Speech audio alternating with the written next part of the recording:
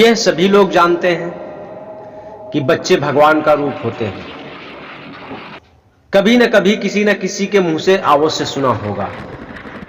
यह सत्य बात है, यह कहावत नहीं है। भगवान शंकर ने माता पार्वती को स्वयं बताया हुआ है कि बच्चे भगवान का रूप होते हैं। बच्चे भगवान का रूप होते तो हैं, लेकिन भगवान का रूप कब तक होते हैं, यह सिर्फ कहने की ही बात नहीं है। इसके पीछे बहुत बड़ा रहस्य छिपा हुआ है। इसका अगर मंतव्य समझें तो यह संसार को एक नया मार्ग मिलेगा, लेकिन जो समझ लेता है उसको एक बहुत बड़ा मार्गदर्शन होता है। तो मार्गदर्शन कैसे होता है और भगवान बच्चे का रूप कैसे होते हैं, इसको बारीकी से समझेंगे और इस पर विचार भी करेंगे। पहले यह मानना होगा कि प्राणियों के सभी एक जैसे स्वभाव नहीं होते हैं और इंसानों में सभी के एक जैसे विचार नहीं होते हैं और सभी के एक जैसे कर्म नहीं होते हैं।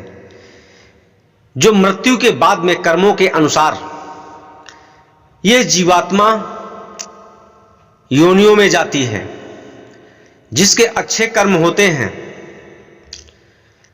जिसका वह चिंतन करता है, वह उसके रूप में, उसके लोक में जाकर के समाहित होता है। यह आत्मा स्वयं जान सकता है इंसान कि मैं कहां पर जाऊंगा मरने के बाद में। जैसे सभी लोग यह जानते हैं, या फिर विद्यार्थी को ले लिया जाए कि जो पेपर देता है, परीक्षा देता है, तो उसको मालूम होता है कि हमारे कितने अंक आएंगे, उत्तीर्ण होंगे या फिर अनुत्तीर्ण। ठीक इसी प्रकार से साधक को भी मालूम होता है कि कितनी वह साधना कर रहा है, साधना में कितनी उन्नति हो रही है, वह उस परमपिता परमात्मा के दर्शन कर पा रहा है ध्यान में या फिर नहीं कर पा रहा है। तो साधक स्वयं जानता है। ठीक इसी प्रकार से हर इंसान जानता है कि वह कैसे अपने जीवन में कर्म कर रहा है। तो ठीक जहां की आशा तहां की वासा, जैसा जीवन गुजारता है और मरणोपरांत मरते समय जैसे उसके भाव होते हैं, ठीक मरणोपरांत वह उसी योनि में जाता है। यही सत्य है और यह मानना पड़ेगा। तो यदि कोई अच्छे कर्म करता है तो वह परमात्मा का दर्शन करता है, किसी न किसी अदृश्य शक्ति का वह दर्शन करता है, जिसकी वह साधना करता है, तो वह उस लोक में जाता है। और जैसा कि वर्णित है कि यह सभी जीवात्माएं प्रकाश स्वरूप में हैं और परमात्मा भी प्रकाश स्वरूप में है, बल्कि यह आत्माएं भी सभी निराकार हैं और परमात्मा भी निराकार है, उसका कोई आकार नहीं।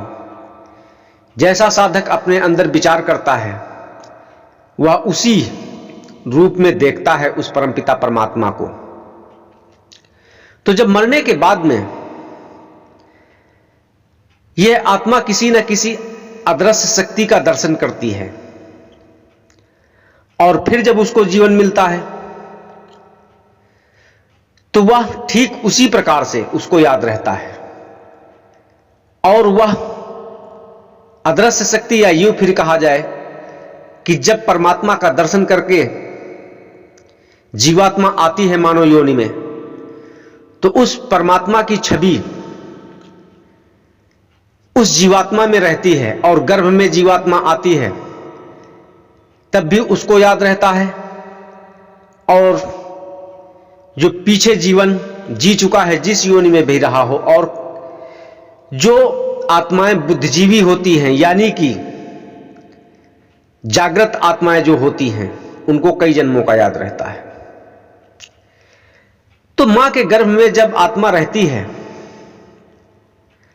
तो उसको याद रहता है उस परमात्मा की छवि का पूरा पूरा स्मरण रहता है, और मरते समय जो पीड़ा होती है वह भी याद रखता है। तो इस पीड़ा को याद रखते हुए जीवात्मा यही प्रार्थना करती है कि इस जीवन मरण से छुटकारा मिल जाए। वह बहुत ही भयानक पीड़ा होती है। सभी प्राणी मरने से क्यों कतराते हैं, क्यों घबराते हैं, क्यों नहीं कोई मरना चाहता है? क्योंकि उसकी बहुत बड़ी पीड़ा होती है, बहुत भयावह पीड़ा होती है। इस कारण सभी लोग मरने से कतराते हैं। तो जब बच्चा पेट में, गर्भ में होता है, मां के गर्भ में, तो परमपिता परमात्मा की छवि उसको याद रहती है। इसका प्रमाण भी मिलता है कि जब बच्चा गर्भ से बाहर आता है, जन्म लेता है, तो फिर जिधर से प्रकाश आ रहा होता है वह उसी ओर देखता है। क्यों देखता है? ऐसा क्या कभी विचार किया है? यह सभी लोग जानते हैं, प्रैक्टिकल भी किया होगा। बच्चा क्यों देखता है प्रकाश की ओर? पहले दीपक, दिया जलते थे, तो दिए की ओर बच्चा देखता था और पलट जाता था, पलट करके भी देखता था, उसी ओर देखता था। क्योंकि उस परमपिता परमात्मा की छवि, जैसा कि कहा गया हुआ है, निराकार परमात्मा, निरंजन, या फिर शास्त्रों में भी वर्णित है अलख निरंजन, ज्योति निरंजन, यानी कि ज्योति निरंजन, वह ज्योति स्वरूप है। वह बहुत बड़ा ज्योति का स्वरूप है और अद्भुत प्रकाश, अद्भुत मनोरमी, बहुत ही सुंदर वह ज्योति है। वही निराकार ब्रह्म है। तो उसी ज्योति को, जो परमात्मा की ज्योति उसने देखी थी, ज्योति स्वरूप, वह वही समझता है कि मैं उन्हीं का दर्शन कर रहा हूं, उन्हीं को देख रहा हूं, और अति आनंदित अंदर अंदर होता है। फिर ठीक इसी प्रकार से वह जब गर्भ से बाहर आता है, यही देखता है और यही समझता है।